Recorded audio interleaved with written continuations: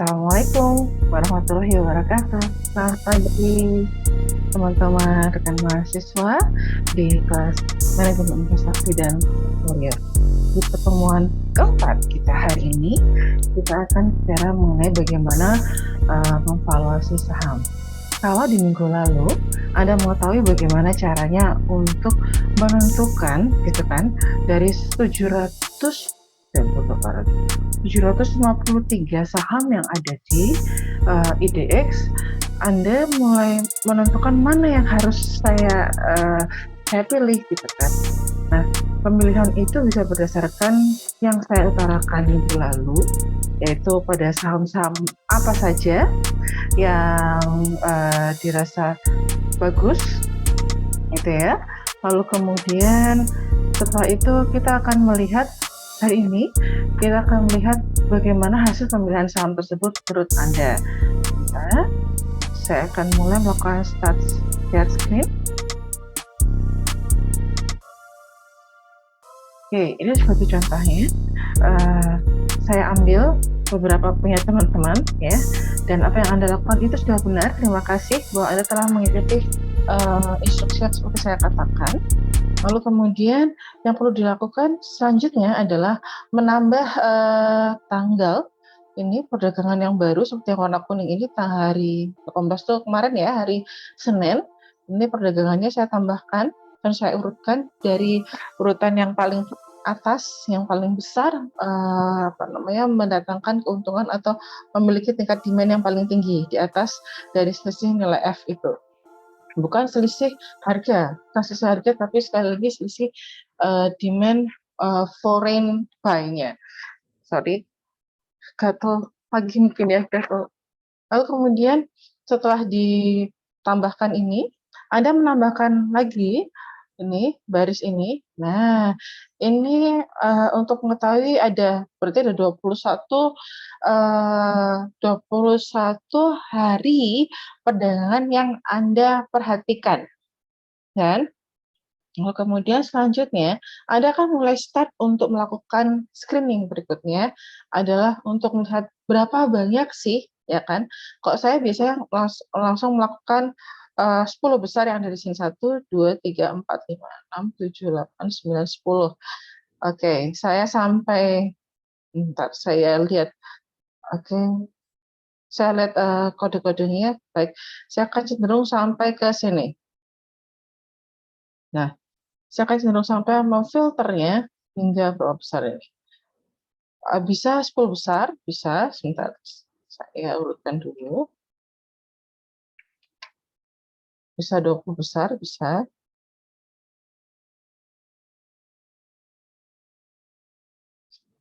Oh, terlalu banyak, berarti 30 besar aja. Oke, sampai 30 besar saja. Lalu kemudian saya mulai tuh mengurutkan kena. Saya copy dulu.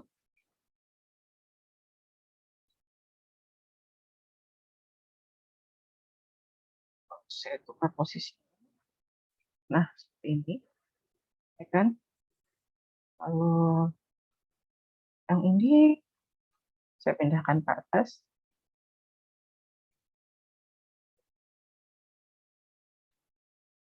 Lalu setelah itu saya mencari nih. Saya cari find biasa aja. Mungkin teman-teman yang lain sudah mendapatkan bagaimana caranya untuk melihat berapa, misalkan kita ketik tower ya, langsung find all, diperbesar, ada 3, berarti hanya 3 saja dari 31, Anda tulis 3 di sini. Lalu kemudian setelah itu BABP, Anda kembali cari, find all lagi, ada lumayan banyak, 1, 2, 3, 4, 5, 6, 7, 8, ada 8 perdagangan yang menyebutkan dari 21 ada 8 perdagangan yang menyebutkan BABP masuk ke dalam kriteria yang menghasilkan selisih demand paling banyak gitu kan. Lalu kemudian setelah BABP lalu saya coba ketik BRIS. BRIS ini kalau saya mau katakan jujur aja ingat, tapi ini disclaimer ya, jangan ikut-ikut. Kemungkinan besar juga akan naik, sama juga BJTM. BJTM itu Bank Jatim ya. Oke, saya coba lihat BRIS ada berapa. Oh, masih sedikit nih, 1, 2, 3, 4, 5. 5. Lalu kemudian Dimas 1, 2, 3, 4, 5, 6, 7. Ada 7 perdagangan. Lalu kemudian, kok nggak mau dia?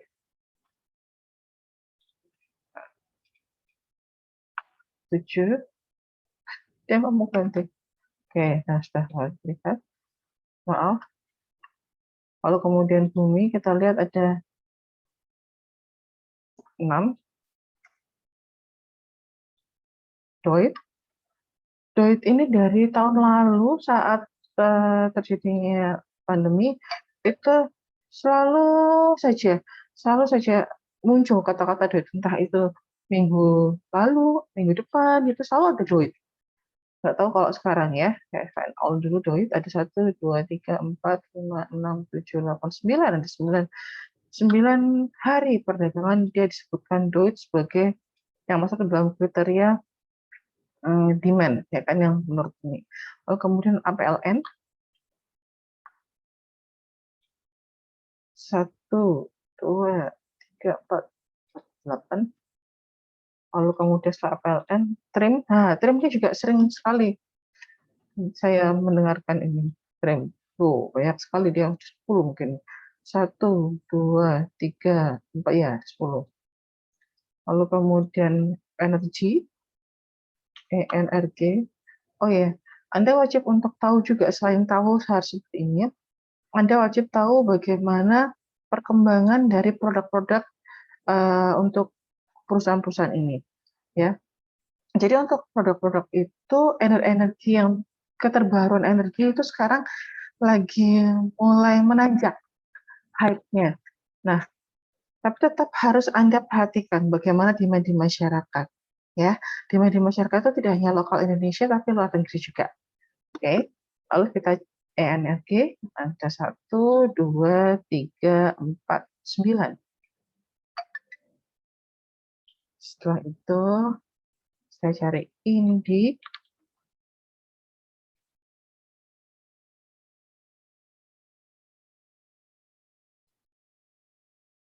Indi 1, 2, 3, 4, 5, 10.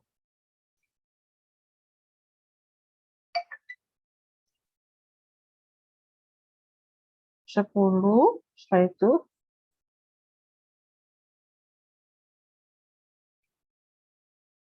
Bevin.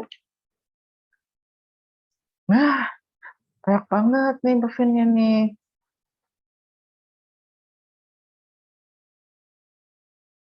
6, 12, 13. SQNI ada 3 baru nih memang. Kemudian KLBF, kita lihat KLBF ada 3 juga. Memang sih kalau kita lihat, mengapa kok KLBF itu sekarang mulai menurun gitu ya. Ya, gini aja, KLBF itu kan produknya adalah obat-obatan. Jadi kalau misalkan Anda tahu masa-masa pandemi KLBF tuh naik banget gitu loh. Sudah pasti semakin banyak orang sakit, produk obat-obatan, produk infus, produk yang ya intinya produk yang mengisi rumah sakit itu semakin tinggi harganya karena demand pembelian juga banyak dan mendatangkan keuntungan juga tinggi. Jadi ya orang-orang kan beralih ke sana. Itu kita bisa melihat secara makro analisisnya. Lalu kemudian kita lihat BPKB.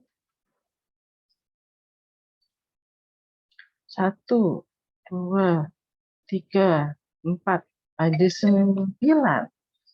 Baik, ada 9. Lalu BRMS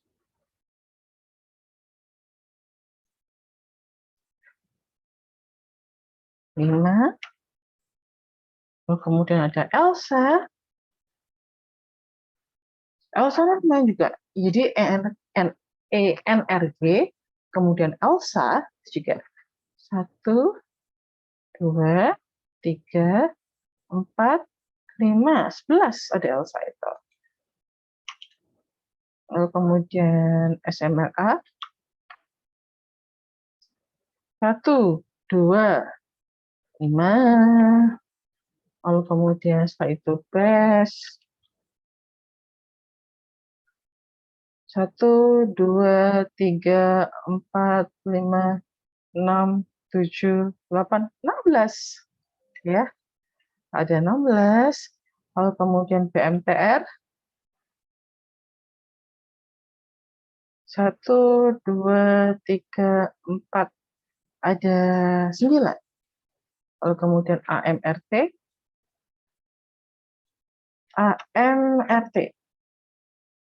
kita lihat AMRT ada tuh 2, ada 5. Ada ISSP 1, ada 12. Kemudian ada kita lihat Hoki. Oke, 5. Lalu kemudian Sochi 1, 2, 3, 4, 5, 11. BKSL 1, 2, 4, 5, 6. Ada 12 BKSL. Kemudian ada PNBS. Tapi teman-teman juga harus ingat ya, ketika kita melakukan ini, Anda harus aware. Jangan sampai nih, wah ini banyak gitu ya, baik yang melakukan perdagangan, misalkan PNBS, lalu kemudian Elsa, kemudian terutama BES gitu kan, banyak sekali yang melakukan perdagangan, permintaan juga banyak. Anda wajib harus tahu sekali sekarang posisinya di mana gitu kan. Kalau ini kan hanya sekedar singkat seperti ini. Kalau sisanya sebenarnya itu jauh lebih banyak lagi. Nanti saya akan tunjukkan bagaimana formulasi di Excel mengenai fundamental yang ada di informasi fundamental yang ada di iPod, itu bisa kita lihat secara teoritis. Saya masukkan formulasinya. Ini merupakan saham yang sudah over value kah atau under value. Nah, ngomongin ke arah sana, sebelumnya saya harus masuk ke dalam materi nih, PT. Tapi saya lanjutkan kemudian ini, ya. Oke. Habis PNBS, ada PNBS ada berapa? 1, 2, 3, 4, 5, 6, 7, 14. Wow, oke. Lalu kemudian PEPS ada 4. Lalu kemudian HIL ada 3. Lalu kemudian JPH ini baru nih. JPH ini. Untuk Asri ada berapa? 4. LPPL. 4. Oke.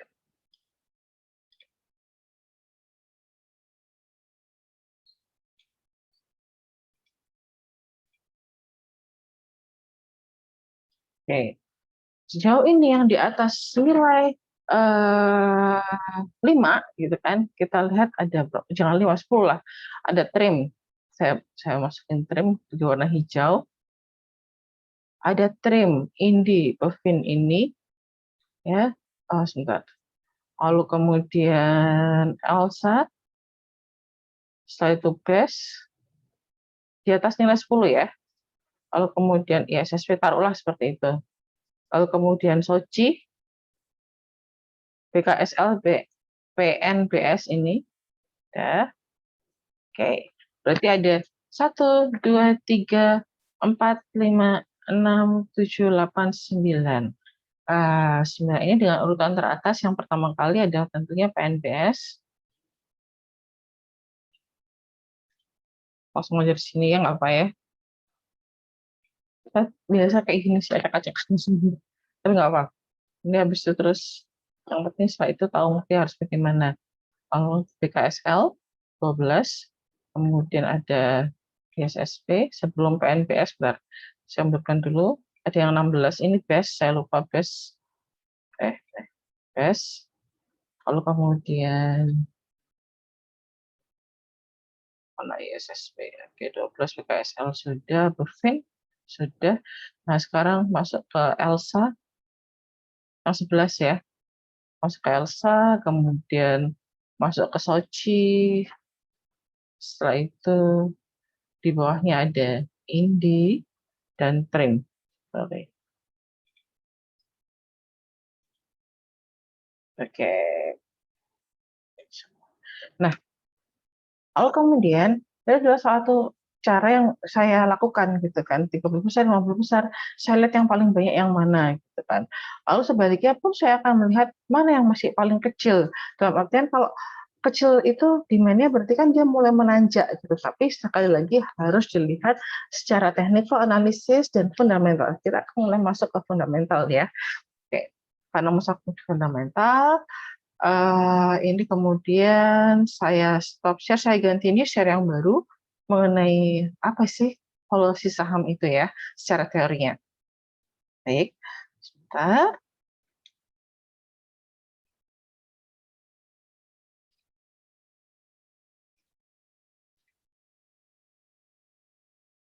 Oke, sudah terlihat teman-teman semua?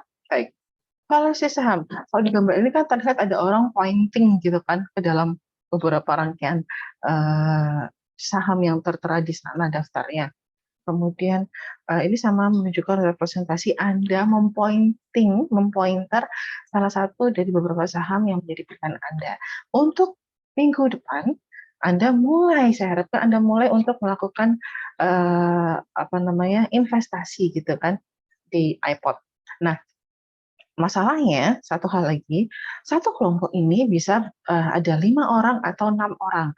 Kalian patungan terserah berapa dan ketua yang wajib ketua itu yang wajib membuka akun di iPod ya, memiliki akun di iPod dan melakukan perdagangan baik pembelian maupun penjualan saham ya. Dan untuk saham ini setelah Anda mulai invest di sana, lihat pergerakannya seperti apa. Pergerakan itu tidak perlu harus setiap hari Anda lihat, tidak. Tapi berdasarkan pada mungkin momen-momen tertentu, misalkan adanya kenaikan harga dolar. Kenaikan harga dolar nanti akan berimbas ke saham seperti itu, ya. Kurang lebih seperti itu. Atau ada pernyataan Perdana Menteri Inggris gitu mengenai bunga pinjaman luar negeri gitu kan, atau bunga pinjaman bank yang diberlakukan di sana. Wah, itu biasanya langsung berbondong-bondong perubahan terjadi. Nah, karena itu aware-lah untuk setiap momen-momen yang terjadi dan nggak perlu khawatir, Bu, bagaimana saya tahu semua itu? Apa yang harus dilakukan? Bukan saya mau ngecap mau apa, tapi memang kita sudah kerjasama dengan iPod. Di iPod kan bisa tahu semua di market and research. Dan kalian juga bisa melihat di journey. Nanti akan saya lihatkan tampilan iPod dari handphone saya langsung. Oke, baik. Lalu kemudian seperti apa sih jenis-jenis saham? Gitu kan? Dan nilai jenis saham seperti apa? Ada nilai buku, nilai pasar, dan nilai intrinsik. Nah, ini yang nilai intrinsik yang kita lihat terakhir. Bagaimana sih nilainya gitu kan? Kalau nilai buku adalah nilai yang dihitung berdasarkan pembukuan ya dari penerbitan saham. Ini dalam artian berapa banyak sih saham yang telah beredar di IDX untuk perusahaan BES misalkan tadi ya, BEST gitu kan. Ada berapa banyak sih saham yang BES itu yang telah beredar di IDX? Jumlah saham yang beredar itu dikalikan dengan nilai jual saham tersebut atau nilai pertama kali IPO-nya seperti itu. Kalau nilai pasar beda lagi. Kalau nilai pasar sudah pasti ini adalah harga yang terjadi di market yang sesungguhnya. Kalau Anda tahu ada kata-kata market kapitalisasi, nah kalau market kapitalisasi itu adalah jumlah saham yang beredar di IDX, jumlah saham perusahaan tertentu yang beredar di IDX dikalikan dengan harga saham perusahaan tertentu tersebut yang berlaku saat itu namanya market kapitalisasi. Berikutnya masuk ke nilai intrinsik. Nah, maaf, ternyata belum berganti ya tadi ya. Ini ada nilai buku ya, lalu kemudian ada nilai pasar. Lalu kemudian, nah tadi kan saya bilang kalau nilai pasar itu market kapitalisasi. Kalau nilai buku, berapa jumlah saham yang diterbitkan dan diedarkan di IDX oleh perusahaan tertentu tersebut dikalikan dengan harga yang tertera di lembar penyertaan saham tersebut. Jadi bisa berbeda ya Bu? Iya, berbeda. Ketika pertama kali IPO, pertama kali go public, pertama kali dia melakukan apa namanya penerbitan saham baru gitu kan. Jadi IPO itu enggak, IPO itu cuma sekali ya, initial public offering itu. Lalu kemudian berikutnya ada lagi seperti itu. Kalau dia pertama kali masuk ke dalam IDX go public gitu kan, dia IPO. Lalu kemudian dia akan berikutnya lagi tahun depan, misalkan dia ingin menambah modalnya dari ekuitas, maka dia akan menerbitkan saham, beda lagi ya. Nah, lalu kemudian dan itu bisa. Lalu kemudian ada nilai intrinsik. Nilai intrinsik ini adalah nilai sesungguhnya yang seharusnya terjadi di pasar saham. Nah, Anda akan menilai ini nilai intrinsik. Tadi sebelumnya minggu lalu Anda sudah melihat apa saja saham-saham yang sedang hype gitu kan, yang sedang dicari demand-nya paling tinggi gitu kan. Lalu kemudian dilihat dari sisi apa? Sisi foreign buy dikurangi dengan foreign sell. Kita ambil foreign itu kenapa? Karena kalau yang domestic buy, domestic sell kita nggak tahu berapa, ya kan? Nah, lalu kemudian kita akan melihat nilainya itu apabila nilai intrinsiknya, nilai saham sesungguhnya ini ternyata jauh lebih rendah gitu kan dibandingkan nilai pasar yang terjadi, maka dikatakan itu sebagai saham yang terjadinya over value. Jadi nilainya sudah terlalu berlebihan. Anda harus hati-hati ketika membeli saham seperti ini. Nah, kayak gitu ya. Kalau kita bicara mengenai fundamental. Nah, oleh karena itu kita butuh pengambilan suatu keputusan. Ini adalah kriteria dalam pengambilan keputusan dalam pembelian saham menurut analisa valuasi saham secara fundamental, ya kan? Apabila nilai intrinsik saham itu lebih besar dibandingkan nilai pasar, sekali lagi, nilai intrinsik saham yaitu nilai yang sebenarnya yang seharusnya dinilai itu nilai perusahaan itu lebih besar dibandingkan nilai pasarnya, berarti terjadi undervalue. Ketika undervalue, belilah, gitu kan? Beli saham ini, saatnya momennya Anda membeli saham ini. Namun sebaliknya, seperti yang saya katakan di slide yang sebelumnya tadi, saya katakan tentang intrinsik, apabila nilai intrinsik sahamnya itu lebih kecil dibandingkan nilai pasar sahamnya, hati-hati, ini sudah overvalue. Anda harus banyak sekali melakukan analisa-analisa sebelum Anda melakukan pembelian ini.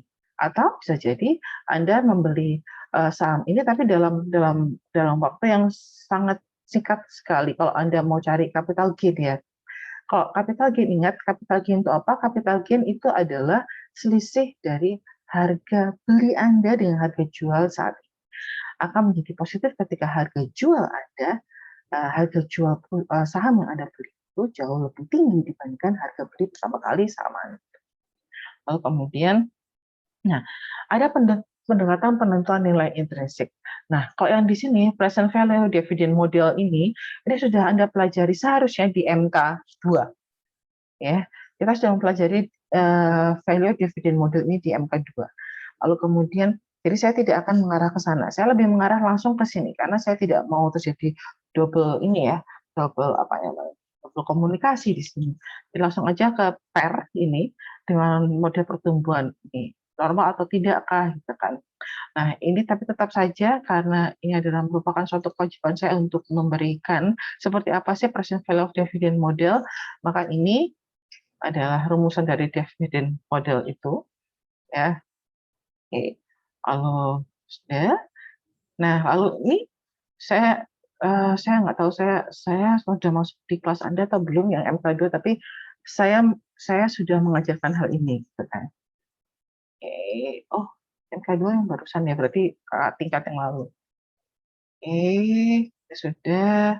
Ini contoh kasus. Nah, saya lebih fokus ke price earning ratio model di sini. Karena Udah ini memang jauh lebih populer juga di kalangan praktisi dan analisis saham karena ini cepet gitu loh. Kalau coba bayangkan, ketika Anda melakukan hal ini, itu kan jauh lebih banyak sekali yang harus dilakukan, ya kan? Nah, kalau PER hanya melihat dari rasio-rasio fundamental saja, kemudian dibandingkan dengan intrinsiknya, nanti akan saya berikan contohnya, dan saya akan berikan file Excel-nya, di mana kalian harus melakukan analisa valuasi melalui Excel tersebut. Nah, ada pendekatan ini investor akan menghitung multiplier dari nilai earning-nya. Anda kan bisa lihat di sana. Ada PER juga, rasio PER itu apa sih? PER itu adalah rasio menggambarkan perbandingan antara harga saham dengan earning dari perusahaan itu. Earning dari perusahaan itu tentunya adalah earning after tax ya, dan income perusahaan itu seperti apa ya. Lalu kemudian kita akan melihat juga bahwa rasio ini itu menunjukkan seberapa besar sih investor itu menilai harga saham terhadap kelipatan earning. Jadi nanti tidak hanya PER aja, kalian akan melihat ada EPS, ada PER, ada PBV kalau nggak salah, book value. Ya, baik. Mungkin supaya tidak berlama lagi gitu kan, kalau yang di PPT ini Anda bisa melihat sendiri gitu kan, saya lebih concern kepada prakteknya karena bagaimanapun juga Anda harus tahu teori plus juga Anda bisa praktek. Karena cuma kalau Anda bisa tahu teori tapi Anda tidak bisa mempraktekkan, so oke. Lalu kemudian saya akan mulainya, bentar, uh, kata lagi hidung saya, bentar ya, saya akan melakukan stop share, kemudian saya akan mulai memilih, sebentar, saya akan memilih file terlebih dahulu. Oke.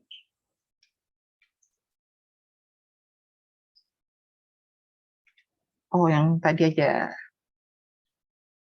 Nah, tadi ini kan sudah kelihatan nih, ini ya yang paling besar. Selanjutnya, saya copy, saya seret dulu aja deh. Bentar. Nah, supaya enggak ya.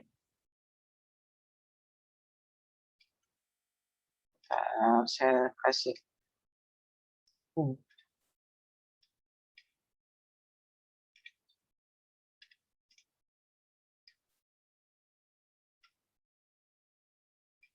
Misalnya ini saham yang terpilih tadi kan berdasarkan yang tadi di sana. Lalu selanjutnya, saya tuh kepo gitu loh. Apakah saham-saham yang ada di sini semua itu sudah merupakan saham syariah atau belum gitu kan? Karena saya sebagai kaum muslim juga wajib untuk tahu bahwa saham ini tuh aman untuk saya investasikan loh. Emang kenapa Bu dengan saham yang uh, bukan saham syariah, bukan termasuk dalam Jakarta Islamic Index gitu kan? Apakah itu merupakan risikonya lebih tinggi? Saya katakan, iya, sejujurnya benar, Nak. Jadi Anda harus tahu apa itu JI, apa itu IHSG, apa itu saham seluruhnya.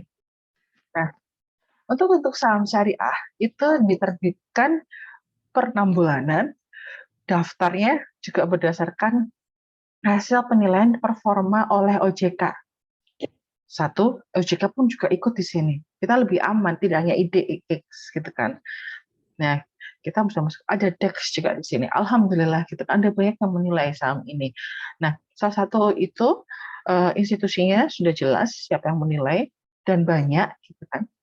Lalu berikutnya, saham-saham yang termasuk ke dalam JII atau Jakarta Islamic Index ini merupakan saham-saham yang memiliki rasio hutangnya dibandingkan dengan total asetnya itu tidak lebih dari 30%. Jadi 70% itu perusahaan itu memiliki kekayaan yang berlebih. 30% boleh melalui hutang seperti itu. Ya, baik kalau itu saya langsung saja buka Google aja deh. Kebetulan nih langsung di sini ya. Oke, bentar. Saya harus membuka ini untuk Anda. Saya buka Vicon dulu. Oke, lalu kemudian saya presensikan Anda. Ya, ingat presensi, ntar masuk dulu ya, Nak. Presensi ini didasarkan pada kalian komentar di YouTube ya, kehadiran kalian plus juga di GCR. Jadi siap-siap untuk melakukan presensi melakukan hal itu. Saya akan cross check ya. Lalu kemudian saya manualkan di sini. Oke, lalu kemudian saya masuk ke bursa efek. Nah, ini adalah tampilan di bursa efek nih, teman-teman. Oke. Nah, lalu Bunda masuk di mana nih? Saya masuk di home dulu terlebih dahulu. Ini adalah tampilan home ketika kita membuka dari tampilan di desktop atau laptop atau di komputer langsung ya. Tapi kalau saya perbesar, nah ini adalah tampilan ketika kita buka di handphone, gitu kan. Nah, kalau Anda mau lihat di mana pakai handphone, tinggal masuk di sini. Ini ada data pasar. Nih, tapi kalian sudah paham, ya kan? Tinggal klik aja. Kalau anak zaman sekarang itu, pertama Anda jauh lebih berani dalam melakukan clicking. Kalau saya mesti agak mikir-mikir. Bentar. Oke, itu saya kolek dia. Nah, ya. Lalu kemudian masuk ke IDX syariah, indeks saham syariah, taruh demikian. Lalu kemudian ini ada indeks saham syariah Indonesia. Anda bisa baca di sini. Ini ketentuan-ketentuan kenapa untuk saham syariah itu ada ketentuan indeksnya ada 3, ada 4 kayak saya lupa. Yang baru ada kok. Ini ada ISSI. ISSI itu yang jauh lebih banyak jumlahnya ya. Ini terlihat juga daftar efek syariah nih. Lalu diterbitkan oleh OJK ya, lalu kemudian diseleksi gitu kan. Lalu kemudian ada Jakarta Islamic Index, ini ada 30 saham terpilih saja yang memiliki transaksi harian di pasar reguler yang tinggi. Jadi otomatis JI itu jauh lebih memberikan return yang banyak gitu kan, saham-saham termasuk di dalam JI ini. Lalu kemudian ada JI 70 nih. Teman-teman, JI 70 ini seperti kata-kata 70 ada 70 saham syariah, ya kan?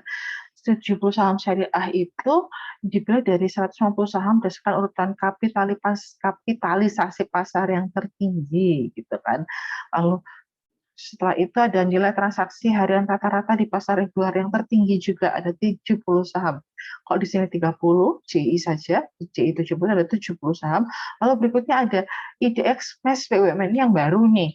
Jadi ini ada perusahaan-perusahaan BUMN yang telah go public gitu kan di pasar bursa, dan itu ada 17 BUMN yang merupakan penggerak dari masyarakat ekonomi syariah.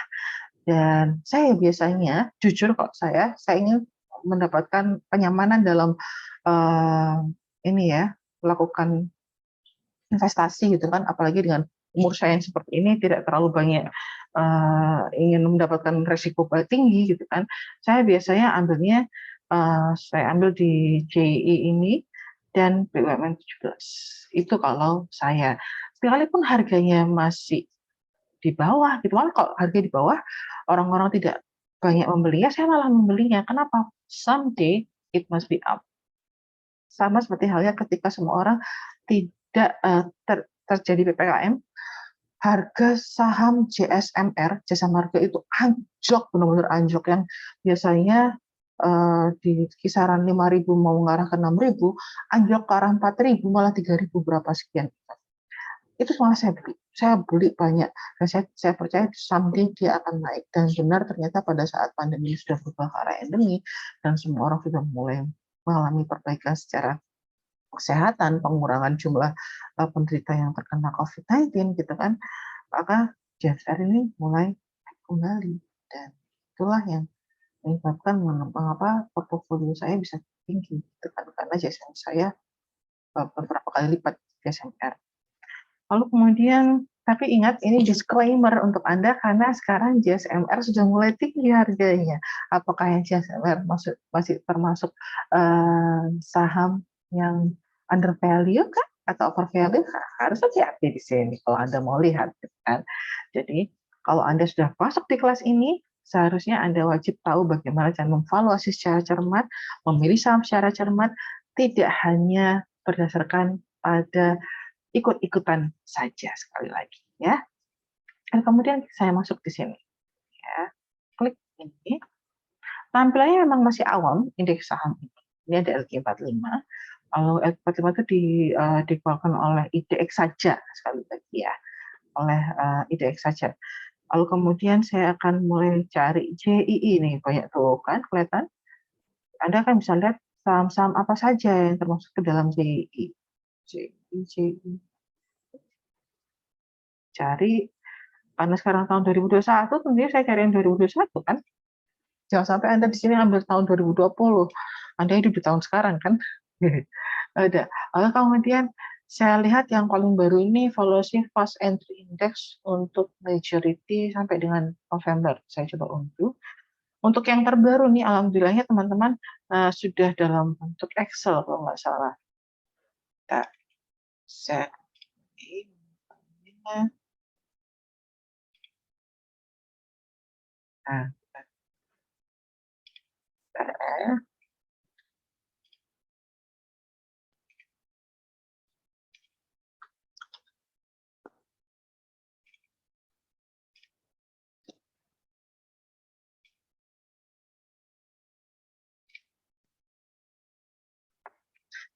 bentar, saya foto dulu.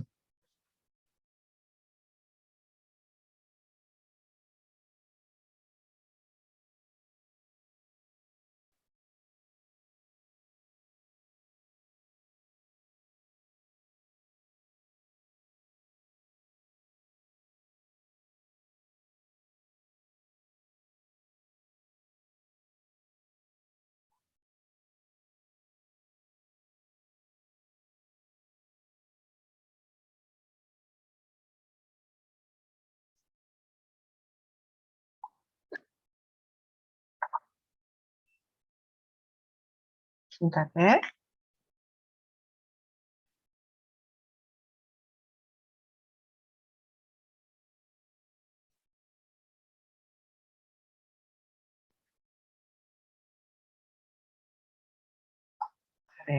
Ada foto juga.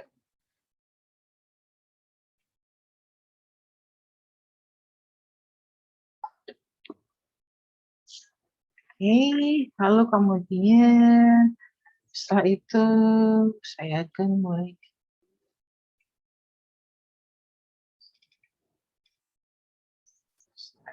start share yang baru.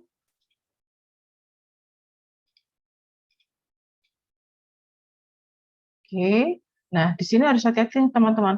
Ketika Anda lihat semua, ini kan ada IDX 30, LQ45, IDX 80, ada JI 70. Nah, yang kita buka di sini. Memang kadang-kadang yang namanya juga banyak sekali kan IDX juga, orang-orangnya kerja IDX juga pusing banget gitu. Jadi ya wajar aja mereka masukkan semuanya gitu kan. Tapi malah kalau saya sih beruntung banget dimasukin seperti itu, karena saya bisa lihat lengkap ya kan. Oke, ada 30, ada ACES. Nah, ini yang baru ada Buka, dia masuk nih ke dalam, saya perbesar lagi. Nah, ini Buka itu adalah milik dari bukalapak.com. Ini ya sahamnya. Ini memang saham baru gitu kan. Dan dia masuk ke dalam saham syariah. Kemudian saya ambil ini, saya copy, kemudian saya kembali lagi ke sini. Nah, kemudian saya masukkan di sini. Oke. Ada. Lalu kemudian saya akan lihat tuh teman-teman, apa saja yang termasuk ke dalam JI. Saya tunjukkan ini, JII. Ya kan. List JII saya perbesar. Kelihatan. Kemudian saya beri warna biru. Nah, ternyata dari 1, 2, 3, 4, 5, 6, 7, 8, 9. Dari 9 ini, pertama Trim tidak termasuk. Lalu kemudian Indi juga tidak termasuk. Lalu kemudian Sochi tidak ada. Elsa dulunya ada, sekarang jadi nggak ada. Lalu ISSP juga tidak ada. BKSL tidak ada. Bovin tidak ada. PNBS tidak ada. BES Nggak ada. Maka apa yang harus Anda lakukan? Nah, ini semua tergantung dari Anda. Anda ingin melakukan berdasarkan kriteria yang di sini atau kasih. Kok saya overall selalu akan mengatakan JII. Baik, lalu yang saya lakukan adalah saya copy ini dulu. Oke, lalu kemudian saya masukkan di sini yang baru. Saya klik ini ya, transpose. Nah, dari memanjang lalu dari memanjang ke bawah gitu kan, dari vertikal menjadi horizontal. Kemudian saya mulai mencarinya nih, ACES. Ada nggak sih ACES?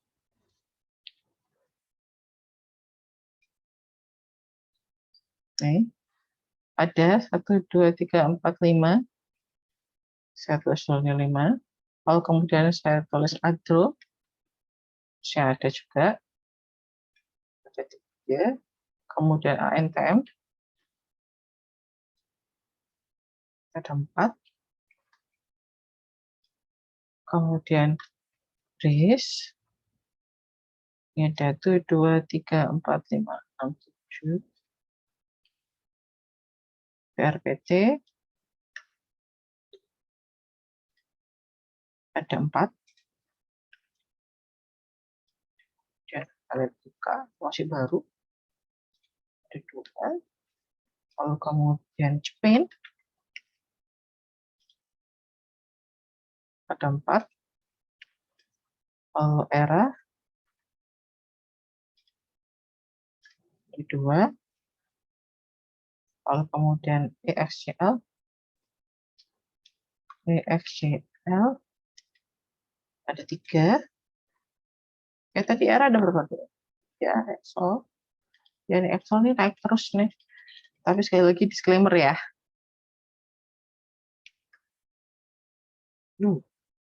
Sebentar. 4 ICBP.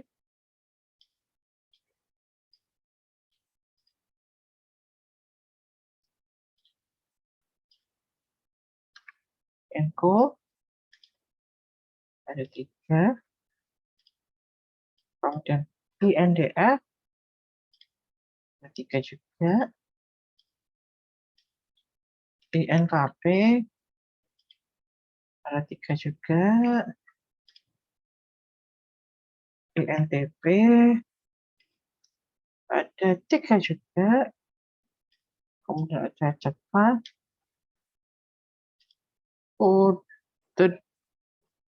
Ada 5.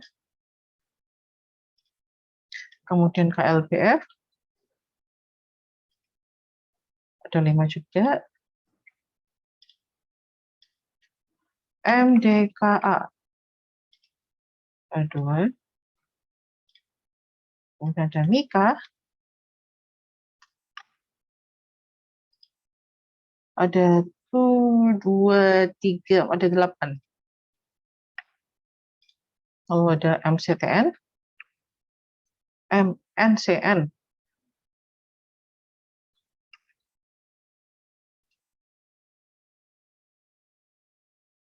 8.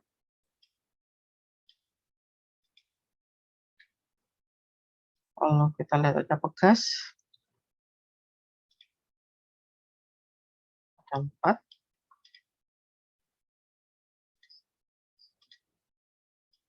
Kemudian PTBA.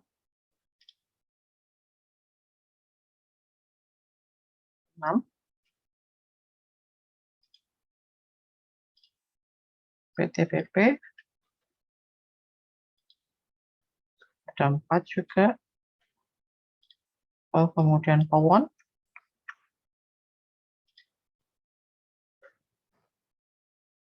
Ada 6. Terus SNBR.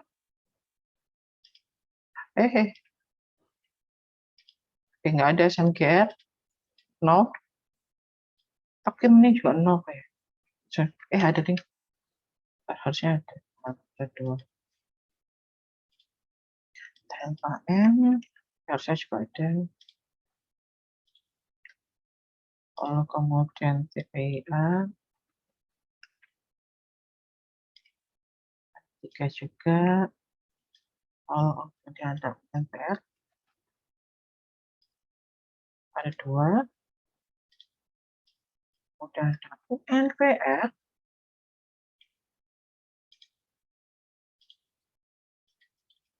Ada Wika.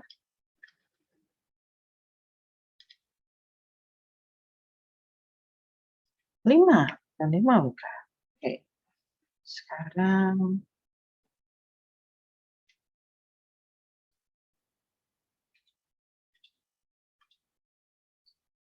saya coba filter. Oh, sebentar. Saya filter dulu. Saya salah.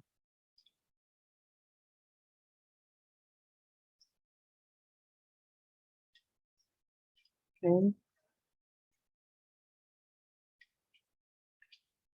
Seperti biasa, saya akan melakukan. Cuma kadang-kadang seperti ini sih. Saya juga masih kayak gini kan. Kita lalu kemudian di sini aja dulu udah. Saya filter.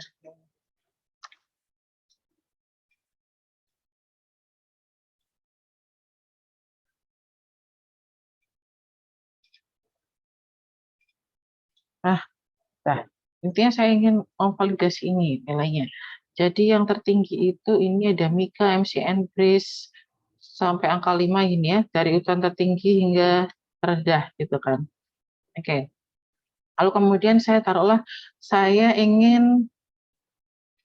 ambil Breeze, taruhlah sini. Saya ambil pilih Breeze gitu kan. Berdasarkan pada performa fundamental dan beberapa hasil dari media, ternyata Breeze itu bagus. Lalu kemudian PTPA dan Pawon ini juga bagus. Lalu kemudian Japfa ini juga bagus. Karena sekarang itu banyak pembangunan yang terjadi, ya. Maka Wika itu juga masuk ke dalam kriteria karena berdasarkan ini ya media juga. Kemudian Antam saya masih takut gitu kan, sekalipun ada yang mengatakan bahwa Antam itu lumayan bagus gitu kan. Pegas saya masukkan juga. Lalu kemudian ini juga saya masukkan PTPP sama Agro ini, ya. Lalu kemudian PRPT,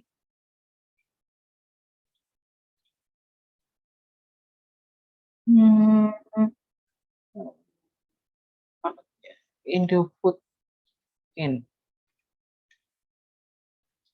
sama INTP.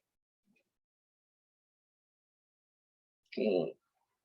Kemudian mungkin buka gitu kan, tapi saya agak serem ya sama buka. Kenapa kok serem sama buka? Pertama, saya sendiri pribadi, ya nanti aja deh, nggak apa. Kalau nanti aja lah. Lalu kemudian sudah yang lainnya, mungkin ini aja. Ada 1, 2, 3, 4, 5, 6, 7, 8, 9, 10. 11, ada 11. Oke, ada 11.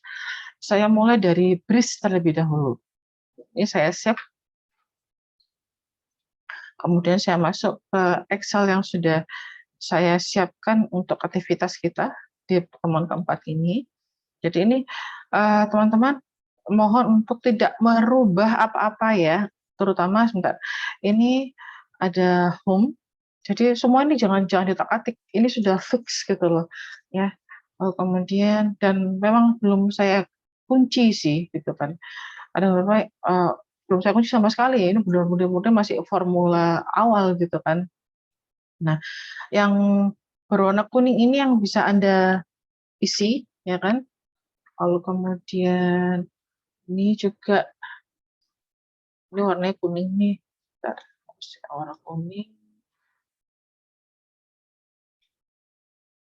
Ini juga warna kuning. Lalu kemudian warna kuning yang harus diisi ya.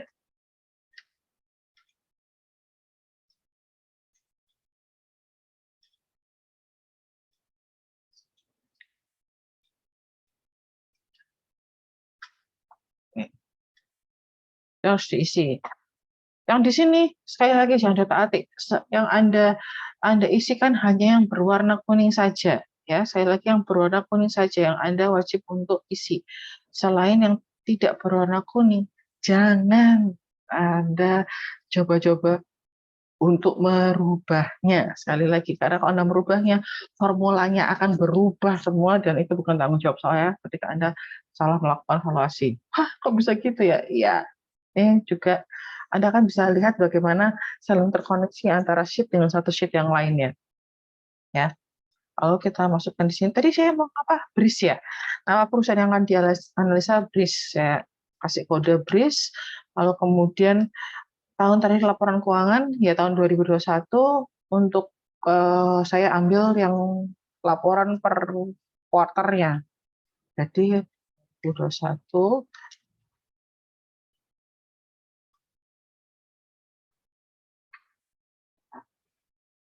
oke.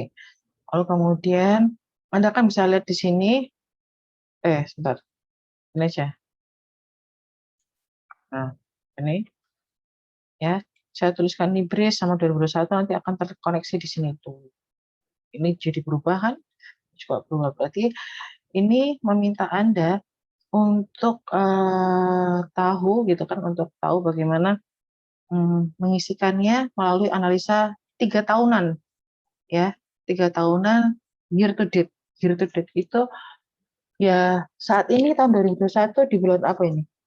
Di bulan Oktober, maka di tahun 2020 Oktober itu berapa, 2019 Oktober itu berapa? Atau karena kan harus sama kalau year to date kan, atau ini quarter, ini year gitu kan. It's okay, nggak apa-apa, kita melihat bagaimana pergerakannya gitu kan. Baik, lalu sekarang saya mulai masuk ke dalam handphone saya. Oke,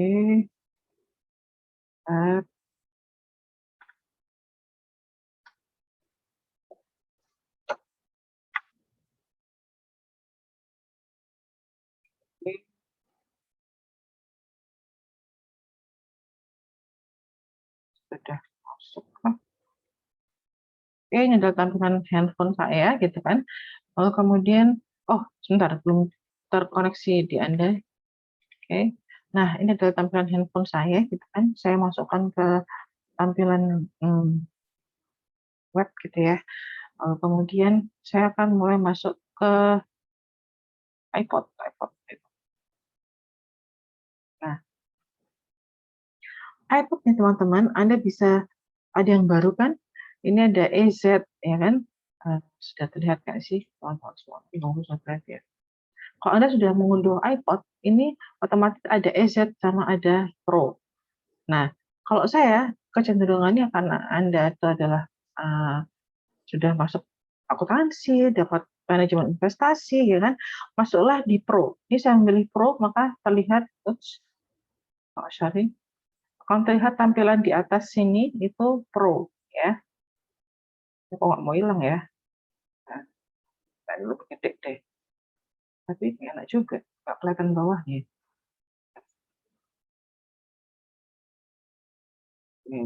Gede lagi aja. Oke. Lalu kemudian saya scroll, saya klik stop, sekali lagi, saya scroll, ini kan tampilan yang di atas, kemudian saya pilih stop, ini saya pilih, oke, tampilan akan menjadi seperti ini, ya kan? Lalu kemudian saya scroll ke bawah, ini ada fundamental, ini saya klik fundamental, ini saya terlihat masih kemarin melakukan valuasi atas CSMR. Lalu kemudian saya tinggal klik ini, ya, untuk menggantinya. Nah, klik, kalau saya tadi kan katanya mau get bris kan, get hey, kok nggak tulis bris. Lalu kembali lagi, saya mau ke arah fundamental, masuknya ke sini ya saya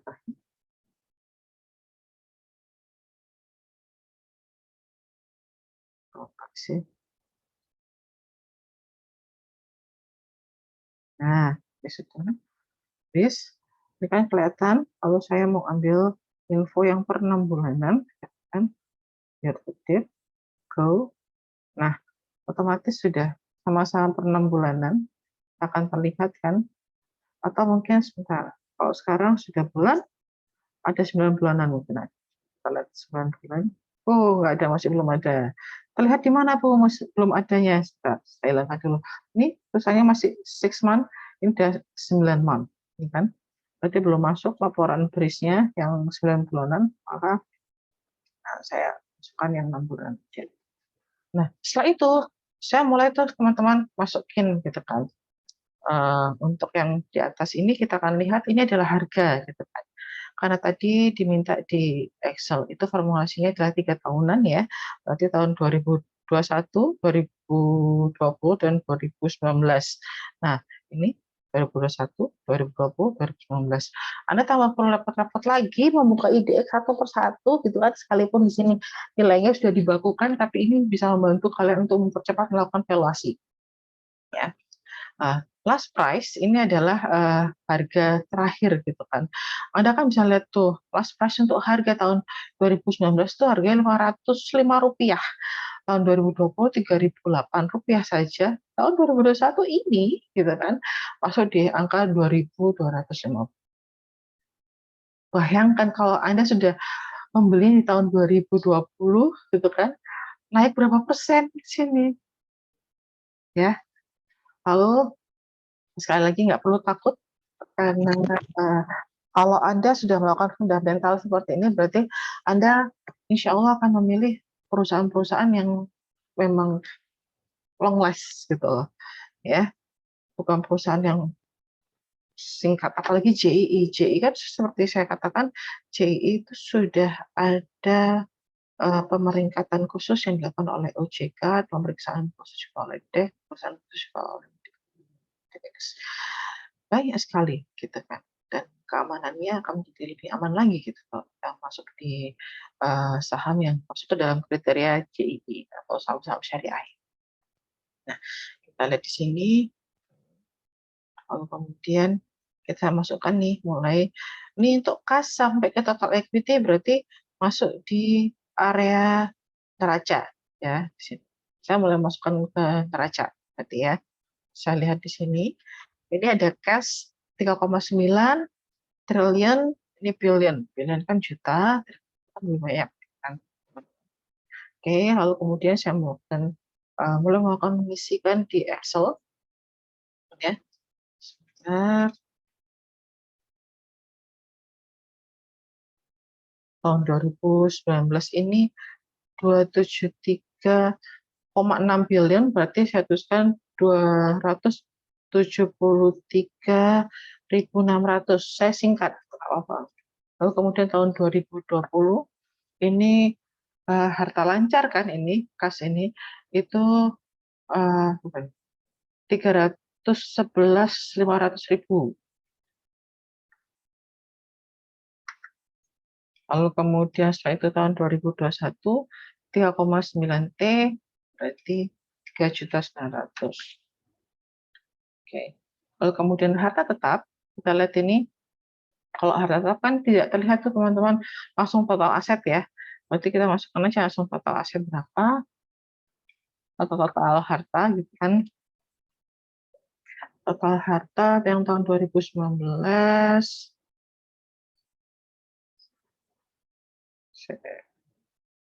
ya, tahun 2019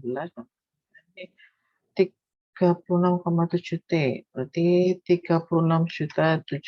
Saya tuliskan demikian.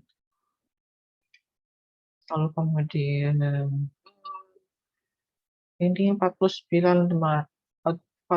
juta.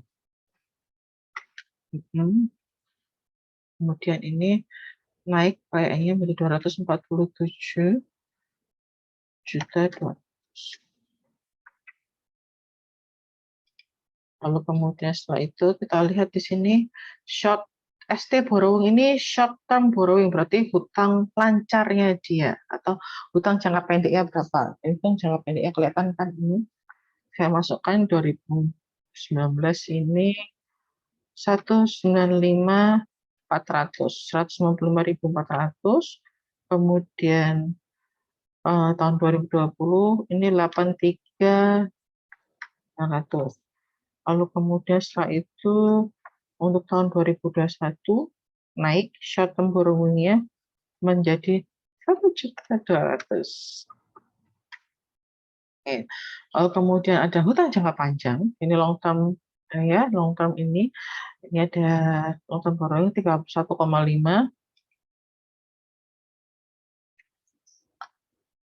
31.500.000.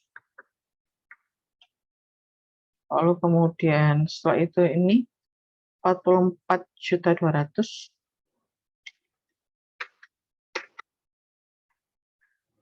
Lalu kemudian ini 220. Terus lalu kemudian setelah itu Anda bisa mulai mentotalkan tuh teman-teman ya berapa yang untuk pinjaman ya, total pinjamannya.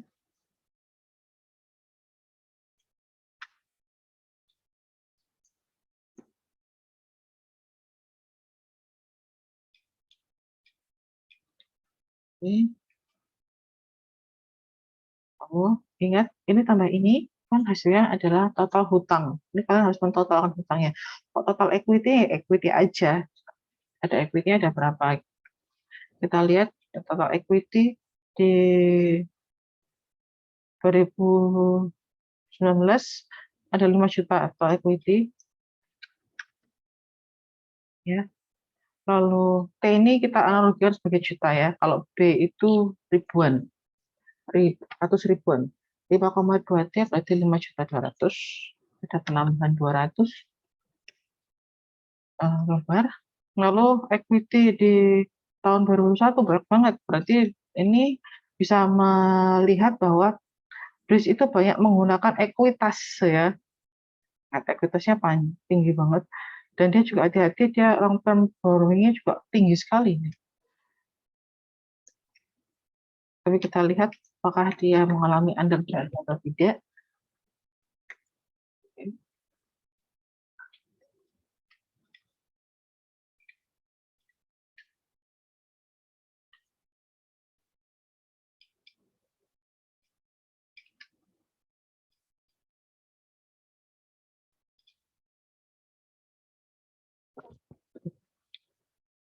Nah, karena ini masih bukan merupakan laporan keuangan, maka kalian akan mendapati nanti di perhitungan Excel akan unbalance gitu kan. It's okay. Yang kita lihat hanya bagaimana sih ini apa namanya nilai-nilainya terhadap pembentukan value atau under value kah gitu kan, valuasi terhadap saham ini. Bentar, bentar ya.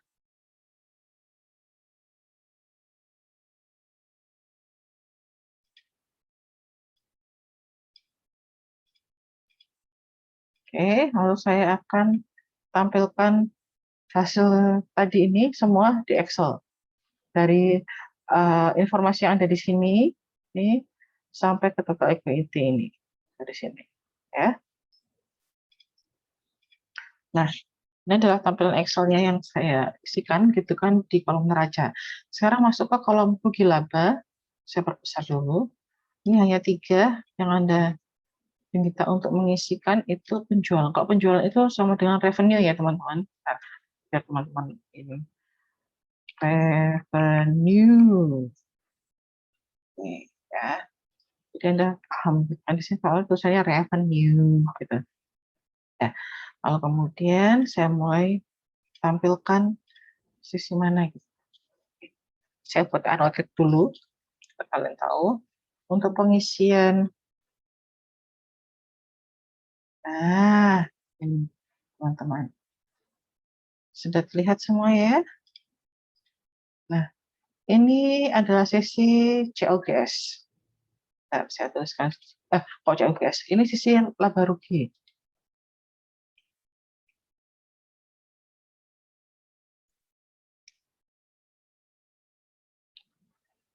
Nah, ini untuk pengisian apa? Pengisian sheet laba rugi, teman-teman ya.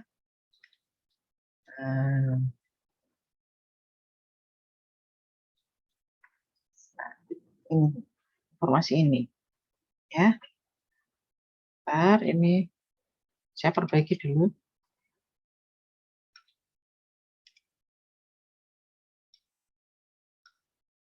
Ya sampai sini nih.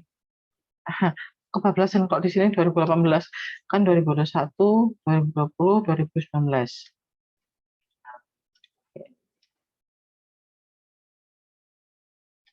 Nah, oke. Nah, dari informasi itu mulai saya masukkan di Excel tuh. Untuk penjualan di tahun 2019 di sini terlihat 1,6 T. T itu diibaratkan juta ya, jadi 1,6 juta, jadi 1.600.000. Lalu kemudian kita akan lihat tahun 2020 ini ada 8 juta. Lalu kemudian setelah itu revenue naik 9 juta 100.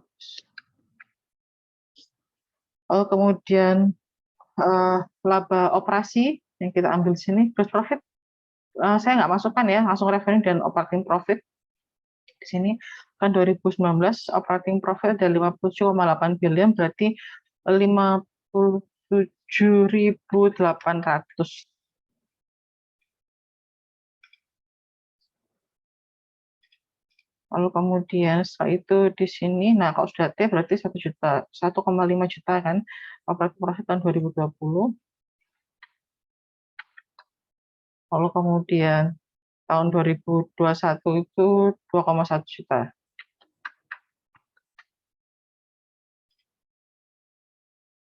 Nah, setelah itu kita net profit di sini kita lihat di tahun 2019 itu ada bila 35,5 triliun. Berarti 35.500 ribuan kan kalau dulu. Oke itu juta berarti 4.100.000. Kalau kemudian ini 1,4 juta. Nah, sekarang saya tampilkan hasilnya. Anda lihat. Terlihat teman-teman? Nah, ini sudah. Kemudian analytics-nya saya hilangkan dulu. Oke, nah ini akan lihat teman-teman tuh. Kita melakukan analisa vertikal dan horizontal. Jadi Anda kalau tahu ALK, analisa laporan keuangan, nah itu juga melakukan hal ini sama. Jadi keterkaitan ini erat banget gitu antara ada performa secara manajemen keuangan, lalu kemudian analisa laporan keuangan itu sendiri secara fundamental gitu kan, lalu di portofolio ini. Nah, lanjutnya di rasio. Nah, otomatis nih teman-teman, kalau teman-teman tadi sudah mengisi semua, tuh otomatis sudah akan harusnya terisi. Oh, ini ada beberapa yang belum saya hilangkan sih teman-teman. Sebentar ya. Ada ini harusnya hilang. Karena kan kita hanya melihat dari singkat yang ada di iPod kan, bukan laporan keuangan. Jadi ada beberapa rasio-rasio yang dihilangkan oleh saya. Nah, lalu kemudian ini adalah hasilnya teman-teman nih. Ya, bentar. Saya benarkan perbaiki dulu. Dan tampilannya. Jadi ada beberapa yang persentase, ada beberapa yang tidak persentase kan. Ya.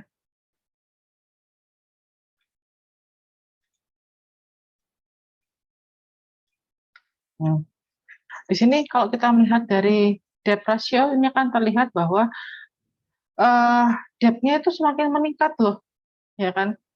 Ini debt to equity-nya berarti perbandingan antara hutang terhadap equity-nya ini lebih besar equity-nya, lebih besar debt-nya. Debt-nya itu ada sama dengan 100 kurangi ini, lebih besaran equity-nya masih. Nah, ini jumlah equity-nya itu sekitar 55,24 dari total debt plus equity ya. Oke, masih banyak menggunakan saham, tapi entah kenapa ini masuk ke JII, jadi harus beware juga untuk BRIS ini. Nah, itu kan kelihatan kan teman-teman tuh, beware. Sekalipun debt ratio terhadap total hutang kekayaannya, kalau dilihat dari sini ya, itu kan dia masih masih ringan lah debt ratio-nya di sini. Ya, tetap harus hati-hati sekali lagi. Ya. Kemudian ini ada basic power-nya dia. Ini rasio profitability-nya dia. Jadi tahun 2020 tuh ternyata earning power itu semakin jauh lebih tinggi gitu kan dibandingkan tahun 2021. Tapi ini adalah penilaian 6 bulanan ya teman-teman, belum 1 tahun ya. Lalu kemudian kita lihat equity-nya juga naik, ROI-nya turun gitu kan, karena ini laporan 6 bulanan, sekali lagi belum laporan tahunan. Tapi oke, kita akan melihat ini semua. Sekali lagi, Anda tidak diperbolehkan untuk otak-atik yang ini, Anda hanya diperbolehkan untuk mengisi yang warna kuning ini. Di sini ada tulisan harga saham saat ini, kemudian jumlah saham beredarnya ada berapa, dan rasio nilai pasar ini otomatis nanti terisi sebenarnya. Nggak usah diisi. Nggak usah diisi ini. Bentar ya, saya hilangkan dulu warnanya. Kemudian saya ganti arsir karena ini harusnya keterangan sih, keterangan yang di bawahnya ini. Oke, tidak perlu diisi, yang diisinya 2 ini. Lalu kemudian kembali lagi, saya masuk ke dalam iPod, tampilan iPod.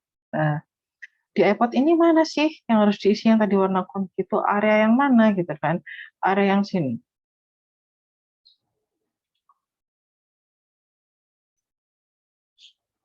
Harga saham, saham beredar, oke.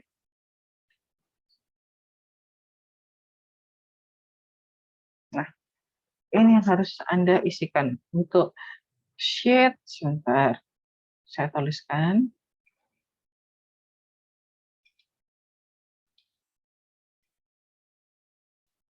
Ini untuk pengisian.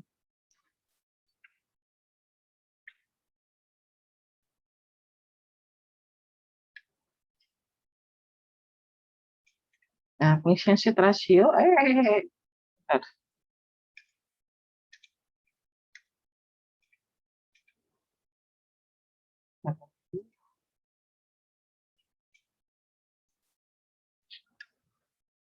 Oke, pengisian sheet rasio kita pakai yang ini teman-teman ya. Oke, saya akan mulai mengisikan itu di Excel berdasarkan ini. Nah, kelihatan ini tahun sekali lagi 2019, ini 2020, 2021. Jangan kebalik ya teman-teman. Ya, jangan kebalik karena di tampilan Excel 2019 dulu, 2020 baru 2021. Tampilannya ya berbeda. Oke, kemudian harga saham untuk di tahun 2019 ini 505, 505. Kemudian tahun 2020 itu 308. Lalu kemudian 2021 itu harganya 2.200. Oke. Lanjut, kemudian jumlah saham yang berada atau share outstanding ini kita lihat kalau billion itu dalam ribuan ya.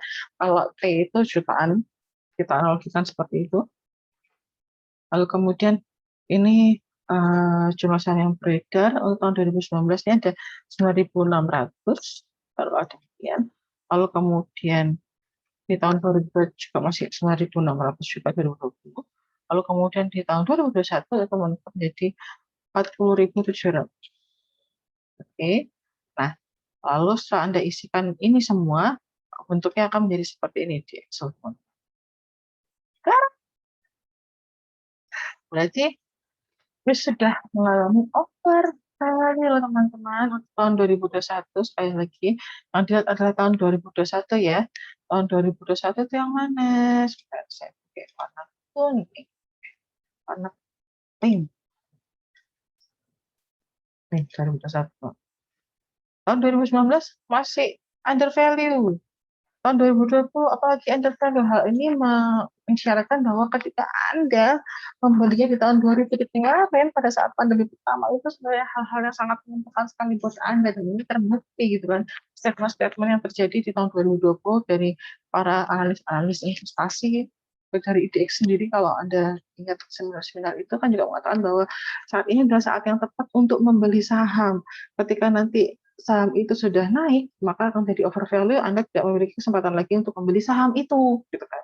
Dan tidak memiliki kesempatan untuk mendapatkan keuntungan yang maksimal, gitu kan. Sekalipun mungkin nanti akan jadi terjadi posisi yang under value lagi gitu kan, tapi tetap wajib semua harus didasarkan pada perhitungan-perhitungan ini.